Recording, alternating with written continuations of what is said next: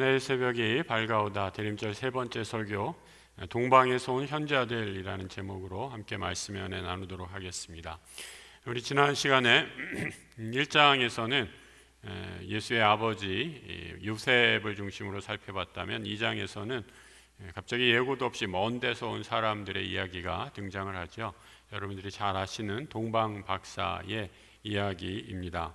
무명의 베들레헴 목자들과는 달리 동방 박사는 3명이 예수님을 찾아왔다라고 이렇게 얘기하고 교회 전승에 따르면 그 이름도 전해지고 있습니다. 카스파르, 발타자르, 멜키오르라는 고대 동방의 왕이었으리다라고 이렇게 추측되는 이야기도 있습니다.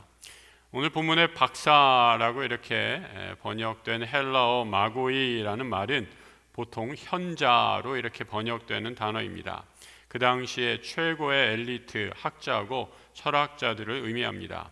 근데 과학이 발전되기 이전 시대의 과학자들로 우주의 별들과 또 그 움직임을 관찰하는 사람들이었습니다.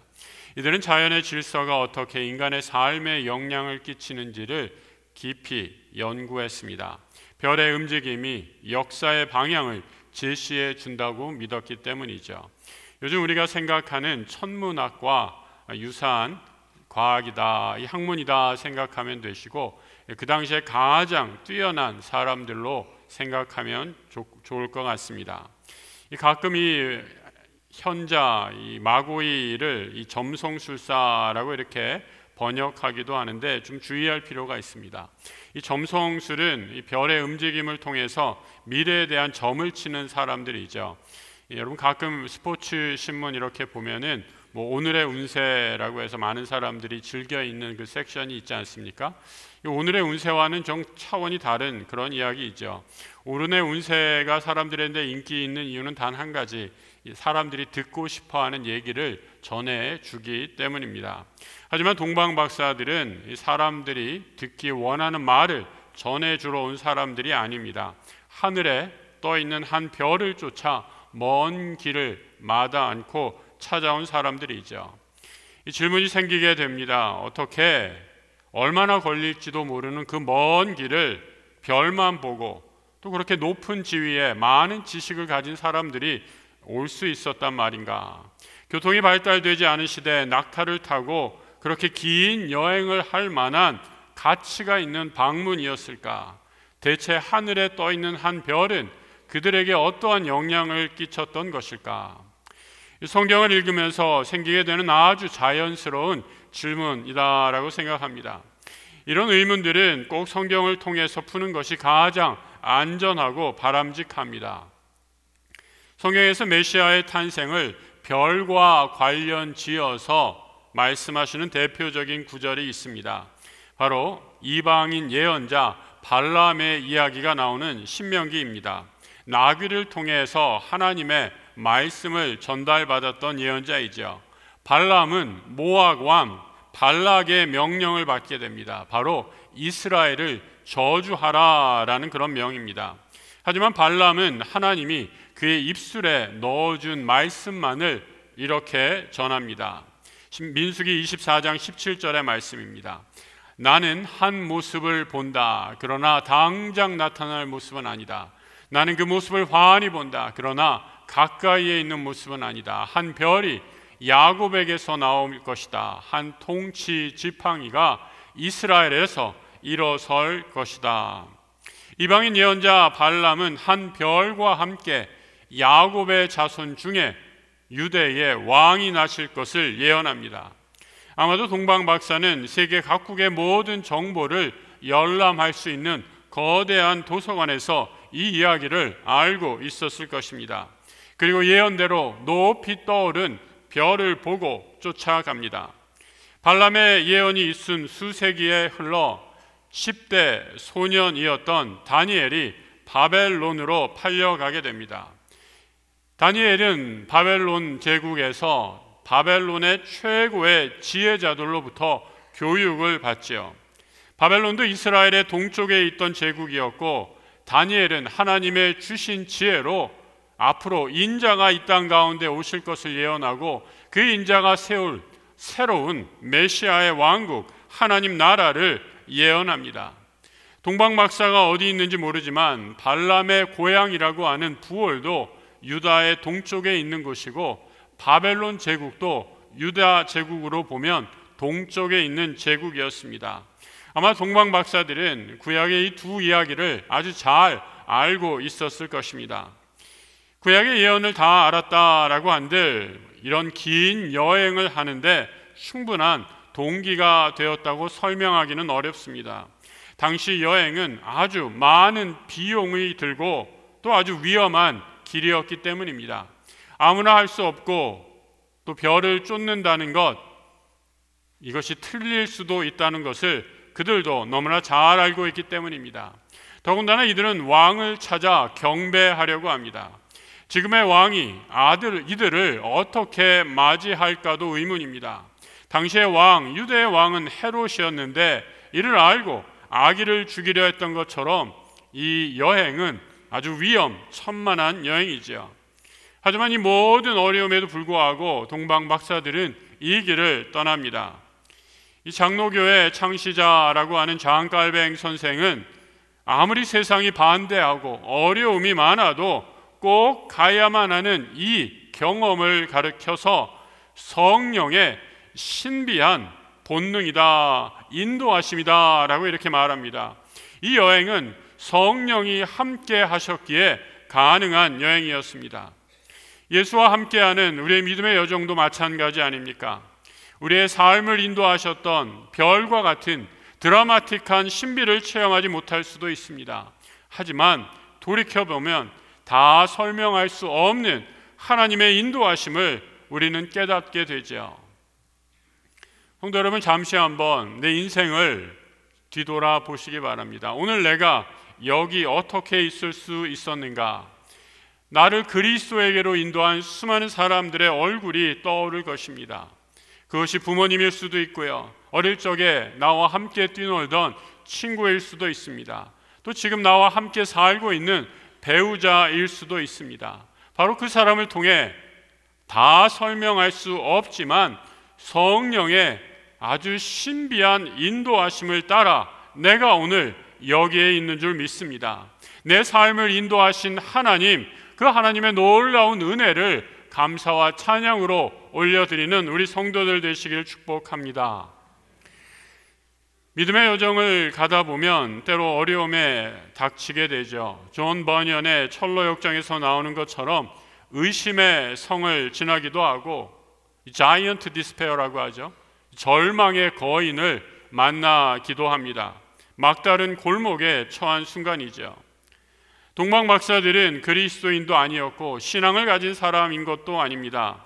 하지만 그들은 하나님의 신비한 인도를 따라 별을 보고 왕을 찾아가다가 막다른 길에 이르게 됩니다. 오늘 보면 2장 1절이죠. 헤롯 왕 때에 예수께서 유대 베들레헴에서 나심에 동방으로부터 박사들이 예루살렘에 이르렀다 말합니다. 동방 박사들의 상식으로 왕이 나시려면 적어도 유대의 수도 정도는 돼야 합니다. 수도의 그 휘황찬란한 도시, 많은 사람들이 모여있는 중심인 왕궁에서 유대의 왕이 나는 것이 당연하지 않습니까? 박사들은 거리의 사람들에게 이렇게 물었습니다. 유다의 왕으로 나신 이가 어디 있습니까? 우리가 동방에서 그의 별을 보고 경배하러 왔습니다. 왕의 나심을 묻는 동방 박사들의 질문에 예루살렘의 사람들은 의아해하죠. 왕이라고요? 별을 보고 왔다고요? 어디서부터 왔어요? 그 먼 곳에서 뭐하러 여기까지 왔나요? 지금 우리 왕이 헤롯 왕인 것 같은데 나이가 한 70 정도 됐을걸요? 아니 그 사람 후에 새로운 왕이 온단 말입니까? 오히려 거리에 있는 사람들은 동방 박사들에게 이렇게 물었을 것입니다. 왕이 나실 것이라는 동방 박사들의 방문은 곧 헤롯의 귀에도 들어가게 되죠. 2장 3절의 말씀, 헤롯 왕과 온 예루살렘이 이를 듣고 소동했다라고 말해 줍니다. 성경에 말하는 헤롯, 흔히 헤롯 대왕, Herod the Great이라고 칭하는 인물입니다. 이에 재위 기간이 무려 37년 동안 유다를 다스린 왕입니다. 그가 이스라엘을 다스리는 동안 했던 가장 큰 업적은 성전, 헤롯 성전이라고도 하는 예루살렘 성전을 재건한 것입니다. 지금도 예루살렘을 방문하면 여러분들이 보시는 것은 바로 이 시대에 지은 성전의 흔적을 보게 되죠. 헤롯은 또 이둠의 사람이었다라고 이렇게 말하는데, 이둠에는 에돔을 뜻하는 말로 헤롯의 혈통이 순수 유대인, 주이시가 아니라 이방 민족이었다, 이방 왕이었다, 이방의 피가 섞여 있음을 말해주고 있죠. 헤롯은 또한 아주 잔인하기로 유명한 왕입니다. 10명의 아내를 죽였다라고 해요. 아내 10명을 살해했으면 도대체 아내를 몇이나 두었는지 가늠이 가지 않죠. 그리고 3명의 아들을 자기의 자리를 넘본다라고 해서 처형한 아주 잔인하게 이를 데 없는 왕이죠. 그리고 수백 명을 처형했던 사람입니다. 예수님이 태어날 당시 헤롯은 병에 걸려서 살 날이 얼마 남지 않았을 때입니다. 하지만 그는 왕좌를 새로운 왕에게 물려줄 생각이 조금도 없습니다. 왕이 날 것이라는 말을 듣고 헤롯은 그의 측근들을 불러서 이렇게 물어보죠. 4절의 말씀, 왕이 모든 대제사장과 백성의 서기관들을 모아 그리스도가 어디서 나겠느냐. 구약의 전문가들은 헤롯에게 바로 그 답을 알려주죠. 그것은 바로 베들레헴입니다 라고 말해줍니다. 미가서 5장 2절에 이미 예언하신 곳입니다. 헤롯과 그의 조력자들은 동방 박사가 몰랐던 사실을 아주 구체적으로 알게 되죠. 바로 유대인의 왕 메시아가 어디서 나실 것인지를 정확하게 안 것입니다. 하지만 이들은 이 땅에 오신 예수를 만나고 싶은 마음도 경배할 마음이 조금도 없는 사람들이죠. 여러분, 적어도 이 시대의 종교 지도자라고 한다면 메시아가 베들레헴에 나셨군요, 한번 우리도 가봅시다 라고 말해야, 이 정도는 돼야 정상인 사람들 아닙니까? 하지만 그들은 헤롯의 질문에 대해 성경을 핍니다. 그리고 그곳이 바로 베들레헴이군요 라고 말하고는 성경을 다시 덮고 요즘 말로 하면 그냥 퇴근해 버립니다. 어처구니 없는 일이죠. 여러분, 우리도 그럴 수 있습니다. 성경의 말씀을 너무나 잘 알고 있죠. 성경의 지식은 박사 수준급입니다. 하지만 말씀이 전하려 하는 메시지를 들으려 하지 않으면 우리도 당시의 서기관, 대제사장들과 하나도 다를 바 없을 것입니다. 요한복음에서는 예수님이 이렇게 말씀하시죠. 우리 같이 한번 읽어보겠습니다. 너희가 성경에서 영생을 얻은 줄 생각하고 성경을 연구하거니와 이 성경이 곧 내게 대하여 증언하는 것이니라. 그러나 너희가 영생을 얻기 위하여 내게 오기를 원하지 아니하는도다. 성경에 영생이 있는 줄도 압니다. 의심도 없이 그 가르침을 믿습니다. 길이요 진리요 생명이신, 하지만 거기까지만 지식적으로만 알고 길이요 진리요 생명이신 주님께 더 이상 나아가지 않은 종교 생활로 머물러 있는 것이죠. 종교 지도자들도 성경을 매일매일 읽었습니다. 심지어 그들은 암송까지 했습니다. 구약 전체를 다 외웠던 사람들이죠. 하지만 그것이 전부였습니다. 화석화된 종교 생활에 그쳐서 예수 믿는 사람의 삶이라곤 전혀 찾아볼 수 없었습니다. 크리스마스 시즌마다 우리는 수많은 설교, 대림절에 예수 탄생 이야기를 듣게 됩니다. 기독교 전통을 따라 수천 년간 이어져 내려오는 반복된 이야기입니다. 우리는 이 주님을 알기만 하고 성탄의 참된 메시지를 놓치고 있는 것은 아닌가? 우리는 내 마음에, 내 삶에 찾아오신 그 예수를 온전히 증거하고 있는가? 깊이 생각해 보아야 합니다. 서기관 대제사장들보다 이 헤롯의 반응은 훨씬 더 파괴적이었습니다. 메시아가 태어난 것을 알았으니 이제 내가 가서 그를 죽여야겠다라고 말하죠. 예수에 관해서 오늘 본문에서는 세 가지 부류의 사람들, 예수 탄생을 맞이하는 세 가지 분류의 사람들을 전해주고 있습니다. 오늘날 성탄을 기다리는 사람들도 이와 크게 다르지 않다라고 생각이 됩니다. 먼저 예수에 대해 배우고 찾는 사람들이죠. 동방박사들을 통해서 보여줍니다. 두 번째로는 예수에 대해서는 전혀 관심이 없는 종교 지도자들입니다. 대제사장들과 서기관의 모습입니다. 마지막으로 헤롯과 같은 사람이죠. 예수가 왕으로 나실 것을 알고 그를 죽이려고 하는 사람입니다. 여러분은 이 셋 중에 어디에 속하고 싶으십니까? 기도하기는 내가 만나는 사람 중에 예수를 찾는 사람이 있으면 여러분 그분을 주님께로 온전히 인도하는 예수를 소개해주는 예수의 복음의 증거자 되기를 축복합니다. 또 우리 주변에 예수에 대해 전혀 관심이 없거나 더 나아가 예수 얘기만 하면 적대감을 보이는 사람들이 있습니까? 여러분 그분들은 어떻게 할까요? 함부로 전도하려는 것보다 내 삶을 통해서 내 삶에 녹아있는 예수 그리스도를 통해서 우리 주님을 증거하는 하나님 나라의 백성들 되시길 우리 주님의 이름으로 축복합니다. 헤롯의 반응을 보았다면 동방박사들은 여기서 여정을 멈추고 집으로 돌아가는 것이 상책일 것입니다. 잘못했다간 자신들도 위험해질 수 있기 때문이죠. 하지만 말씀드렸듯이 이 여정은 그들의 지혜로 이루어진 것이 아닙니다. 성령의 인도하심을 통해서 하나님의 지혜로 이어진 여정이죠. 하나님의 개입이 없었다면 불가능했습니다. 하나님은 우리의 예상과 기대를 뛰어넘어서 일하시는 분입니다. 헤롯의 반응과 동방박사들의 이 삶의 이 여정을 함께 묵상하면서 내가 생각하는 나의 지혜, 인간의 지혜와 하나님의 지혜가 얼마나 다른가 새삼스럽게 확인하게 됩니다.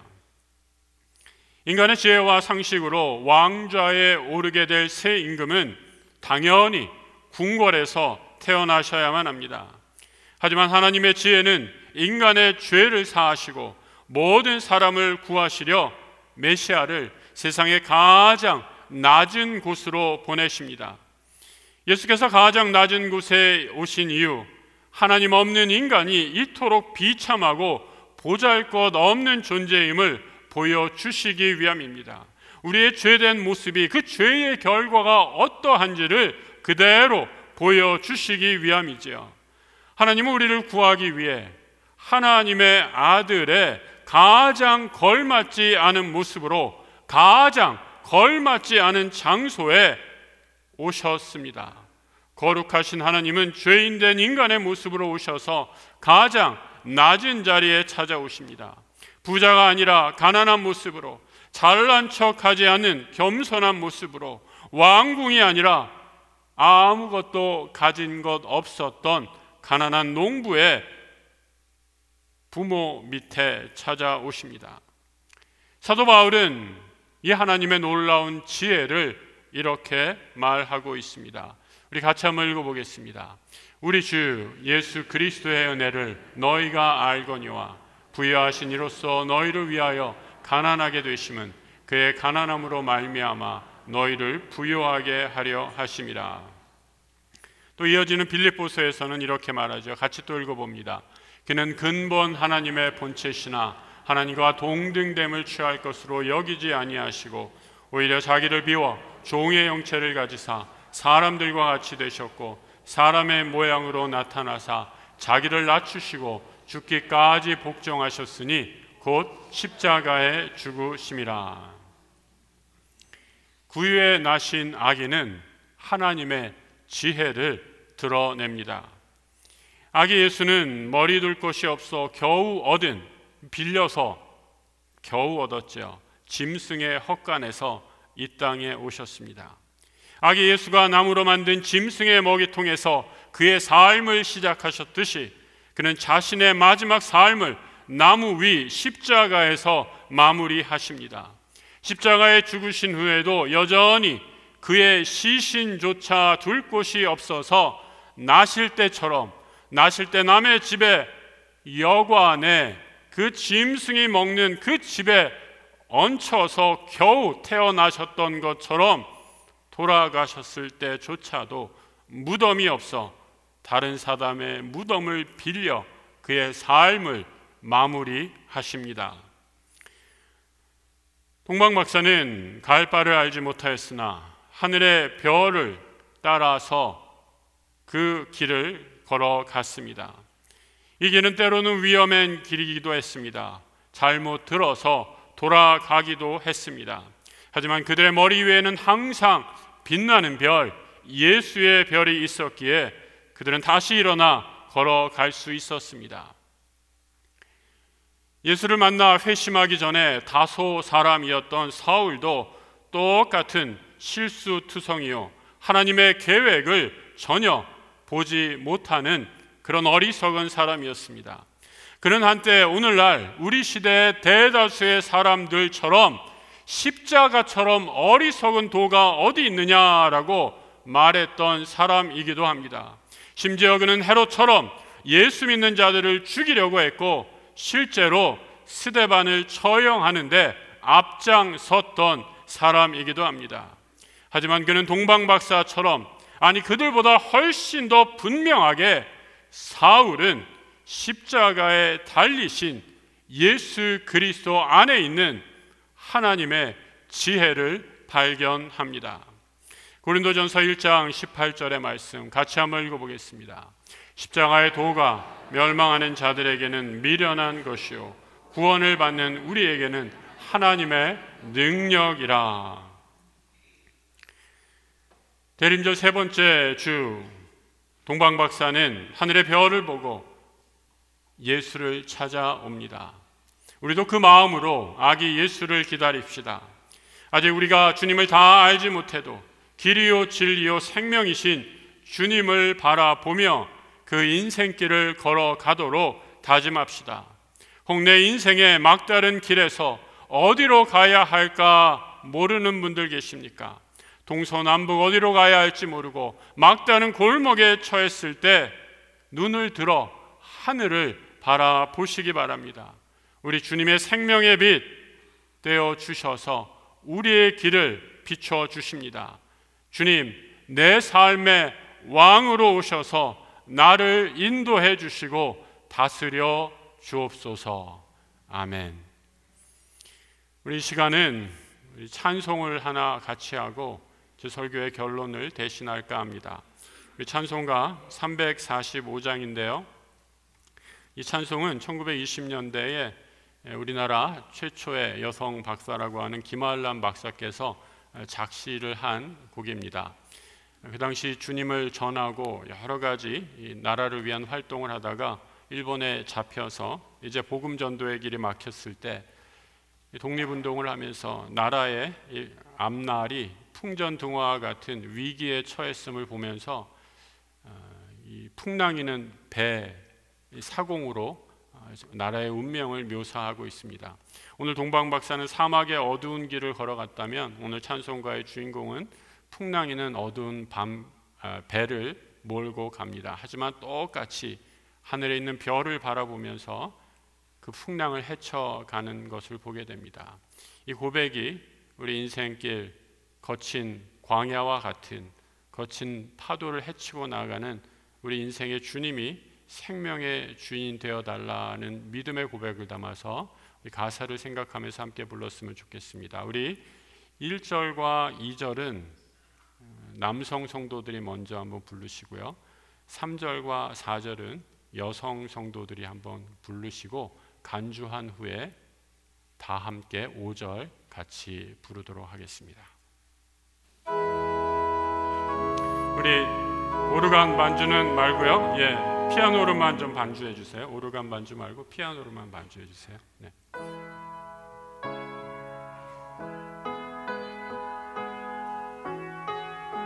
우리 남성들만 먼저 하겠습니다. 캄캄한 밤 사나운 바람 불 때 만경창파 망망한 바다에 외로운 매한 척이 떠나가니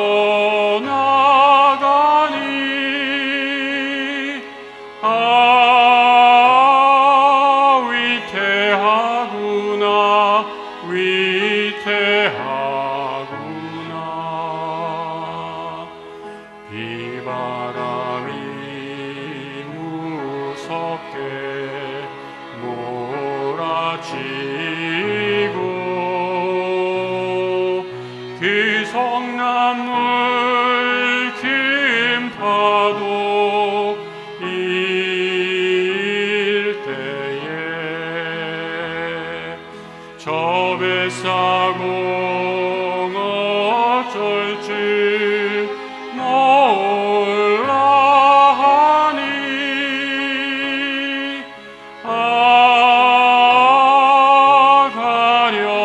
가련하구나 가련하구나. 우리 여성들만 절망 중에 그 사고 떨면서도 한 줄기의 밝은 빛 보고서도 배 안에도 하나님 계십니까? 오 기도 올린다 기도 올린다.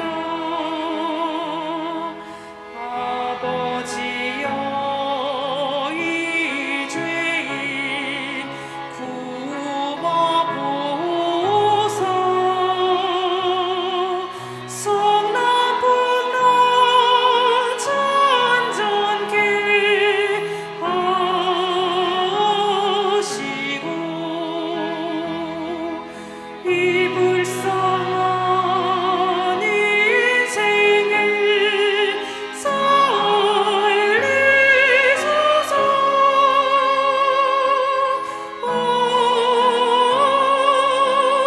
우리 하나님 우리 하나님. 우리 간주하고 5절 다 함께 합니다.